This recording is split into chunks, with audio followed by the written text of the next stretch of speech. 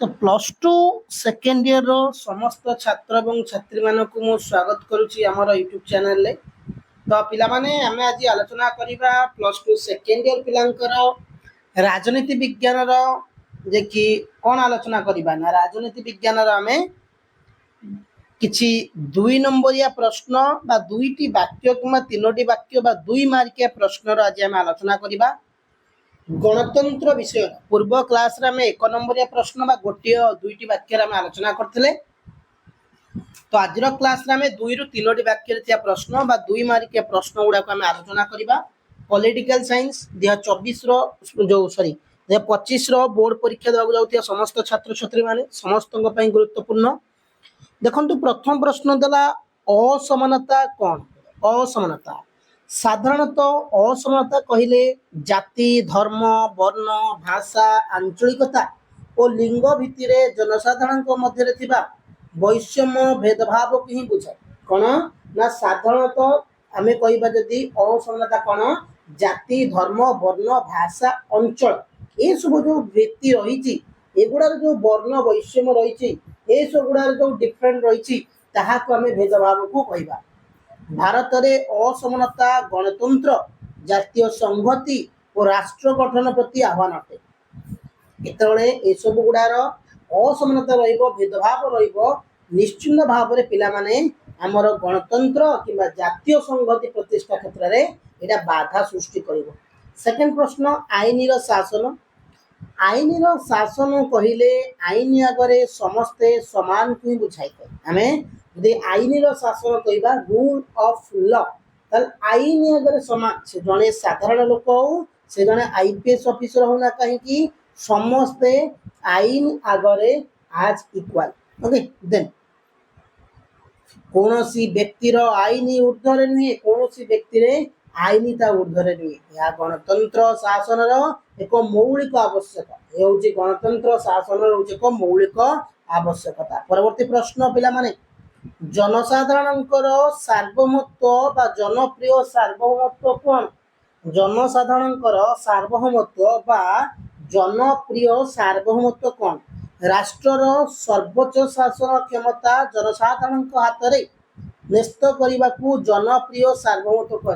राष्ट्रर सर्वोच्च क्षमता माने भारत में आमे सबुठार क्षमता कहीं आमे भोट देले ही से को माने जितले आमे जदि भोट दबा ताले आमर समस्त शासक मान जितुन ताने आमर समस्त क्षमतार अधिकारी किए ना आमे माने।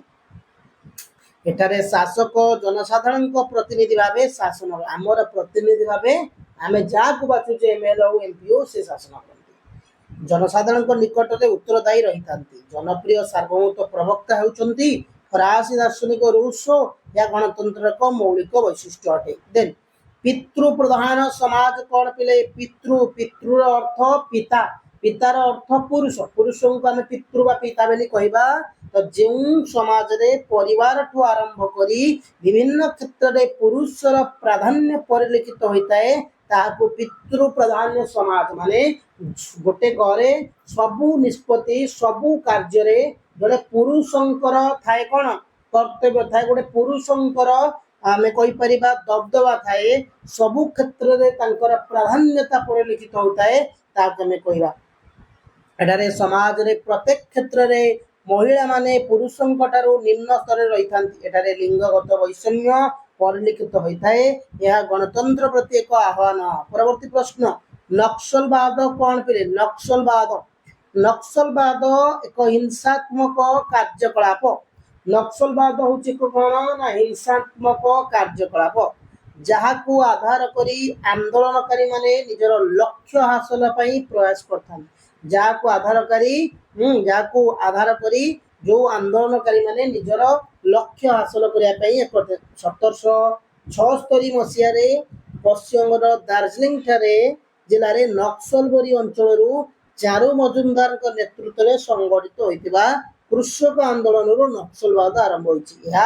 भारत गणतंत्र प्रति एक प्रमुख आह्वान अटे किए ना नक्सलवाद जोटा कि नक्सलबरी ग्राम आसीला चारू मजुमदार अधीन में कृषक मानक साधारणतः नहीं। नेक्स्ट प्रश्न हूँ गणतंत्र कौन ना गणतंत्र हूँ एक सरकार जो जनसाधारण सार्वभौमत्व शासक भाव परिगणित होता कौन सार्वभौमत्व शासक भाव अब्राहम लिंकन मतरे गणतंत्र हूँ लोक द्वारा लोक उद्दिष्ट सरकार का मत अब्राहम लिंकन मतरे गणतंत्र हूँ लोक द्वारा लोक एक उद्दिष्ट सरकार प्रत्यक्ष गणतंत्र कौन जो गणतांत्रिक व्यवस्था रे नागरिक माने सीधा सड़क भाव शासन परिचालना और आईन प्रणयन क्षेत्र में सामिल होती प्रत्यक्ष गणतंत्र माने डायरेक्ट डेमोक्रेसी आमे जीवा डायरेक्ट अंशग्रहण करवा आमे जीवा कोनोसी कार्य कोनोसी जिनस रे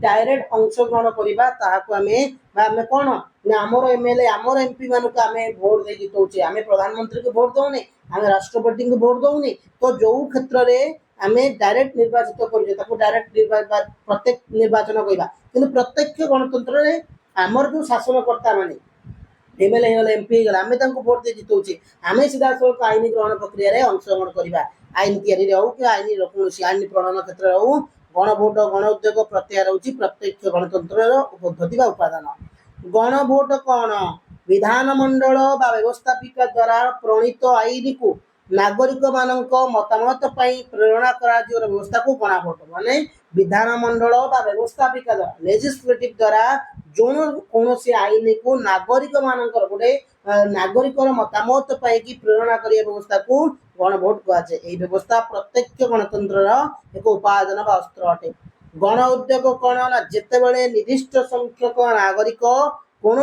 विषय उपर आईन प्रणयन करने को निज तरफ प्रस्ताव देता निज आड़ प्रस्ताव देता गण उद्योग कहुए प्रत्यक्ष गणतंत्र गण उद्योग हूँ एक उपादान बा अस्त्र प्रत्याहार कहले कौन बुझ ना प्रत्यक्ष गणतंत्र यदि निर्वाचित प्रतिनिधि माने सेमान कार्य को सठिक भाव में कार्यकारी न करती तेबे से कार्यकाल सरिया पूर्व जनसाधारण माने सेमान गादीच्युत मन करा जाऊ आमे जन को निर्वाचित करछे से हमर उचित कार्य करूनी अन्याय करूची दुर्नीति करूची ताल ताको गादीच्युत करी आउ तो निर्वाचन करि परिबा ये होची प्रत्याहार गणतंत्र वैशिष्ट्य कोन एठारे जनप्रिय सार्वभौमत्व प्रतिष्ठा हुए एठारे शासक तांको कार्य पई जनसाधारण निकट उत्तरदायी रुए एठारे शासक जनमत और आईन शासन पर प्रतिष्ठित देन गणतंत्र सुगुण मान कौन गणतंत्र रे राजनैतिक समानता प्रतिष्ठा गणतंत्र रे राजनैतिक समानता प्रतिष्ठा होता है यह नागरिक मान को राजनैतिक शिक्षा प्रदान करने सहित सेमानक अधिकार को सुरक्षा करते हैं नागरिक मान को शिक्षा प्रदान सहित समान अधिकार गणतंत्र दुर्गुण मान कौन ना एठारे गुण अपेक्षा संख्या को अधिक प्राधान्य दिया जाए गुण अपेक्षा यह एक व्ययबहुल शासन अटे पिले तो आज क्लास रे पिला में एतिकी प्रश्न को आलोचना करिबा जो माने हमर व्हाट्सएप ग्रुप रे जॉइन हेन डिस्क्रिप्शन लिंक दे देछि जॉइन हुआ से नोट्स पीडीएफ एवं एग्जाम ओरिएंटेड एवरीथिंग तुमको फैसिलिटी दिया जो मागणा रे कोनसी टंकाडे हम रहबो नहीं तो 2025 रो बोर्ड एग्जाम दउता समस्त छात्र छात्री जल्दी जॉइन होतु धन्यवाद जय हिंद।